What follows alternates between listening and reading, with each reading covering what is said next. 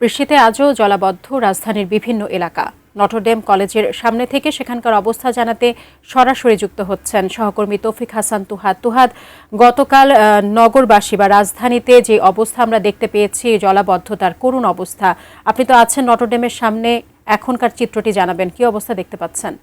যে জলাবদ্ধতার যে কথা বলে থাকি যে আজ 7টার পর থেকে মুষলধারে বৃষ্টি শুরু হয়েছে, কিন্তু কিছুক্ষণ পরেই তা কমে গিয়েছে এবং এখন পর্যন্ত গুড়ি গুড়ি বৃষ্টি হচ্ছে এবং রাজধানীর বিভিন্ন প্রান্তে আমরা দেখতে পেয়েছি যে পানিতে জলাবদ্ধ তা তৈরি হয়েছে। এবং এই মুহূর্তে আমরা রয়েছি যে রাজধানীর যে বাণিজ্যিক এরিয়া মতিঝিল, সেই মতিঝিলের যদি আমি একটু চিত্রটা দেখাই, পুরো মেইন যে সড়ক, সেই সড়কটি 1 হাঁটু পরিমাণ এখানে পানি জমে গিয়েছে। এবং এই সময় যে 9টা থেকে 10টা যে অফিসের সময়, সেই অফিসের সময় মানুষের বড় একটি ভোগান্তির সৃষ্টি হয়েছে। আরও একটি ভোগান্তির কথা যদি বলে রাখি, এই জলাবদ্ধতার কারণে পানি যে জমে গিয়েছে, সে জমে যাওয়ার কারণে ব্যাটারি চালিত রিক্সা, সিএনজি, এছাড়া যদি বলে থাকি পিকআপ ও অন্য বাস যানবাহনগুলো তারা ধীর গতিতে এগোচ্ছে। তারা জোরে যে ফাস্ট স্পিড, সে স্পিডে তারা যেতে পারছে না। ধীর গতিতে যাওয়ার কারণে অনেকাংশে দেখতে পেয়েছি যে বিভিন্ন তার পিছনেও গাড়িগুলো একটা জ্যাম সৃষ্টি হয়েছে। জ্যামের কারণে এখানে সাধারণ মানুষ ও অফিসগামী যারা মানুষ রয়েছেন তাদের বড় একটি ভোগান্তির সৃষ্টি হয়েছে।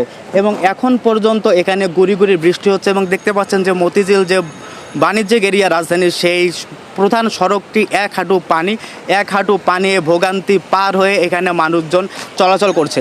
এবং এই যে সড়ক, এই সড়কটিতে বাস চলাচল খুব একটা করে না, বড় ধরনের যানবাহন, ভারী পাল্লার বাস চলাচল করে।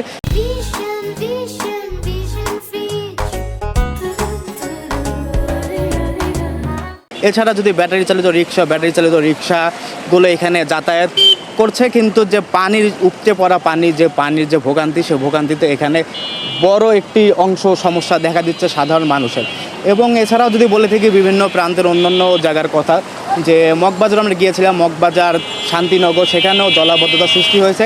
কিন্তু এখানে যে মতিঝিলে অনেক বেশি 1 হাঁটু পরিমাণ এখানে পানি জমে গিয়েছে এবং এখন পর্যন্ত গুড়ি গুড়ি বৃষ্টি হচ্ছে। এবং আবহাওয়া অধিদপ্তর থেকে জানিয়েছে যে ঢাকা, বরিশাল, সিলেট এবং চট্টগ্রামে সেখানে বড় ধরনের দমকা হাওয়া না হলেও তারা পূর্বাভাস দিয়েছেন যে এখানে দমকা বাতাস হবে এবং গুড়ি গুড়ি বৃষ্টি হওয়ার কথাও জানিয়েছে আবহাওয়া অধিদপ্তর। এবং এখন পর্যন্ত দেখতে পাচ্ছেন যে যে পরিমাণ পানি, 1 হাঁটু পানি, সেই 1 হাঁটু পানি পার হয়ে ভোগান্তি শেষ করে তারা এখানে চলাচল করছে। এবং অফিসগামী যারা রয়েছেন তারাও এই ভোগান্তি পার হয়ে তারা অফিসে যাচ্ছেন।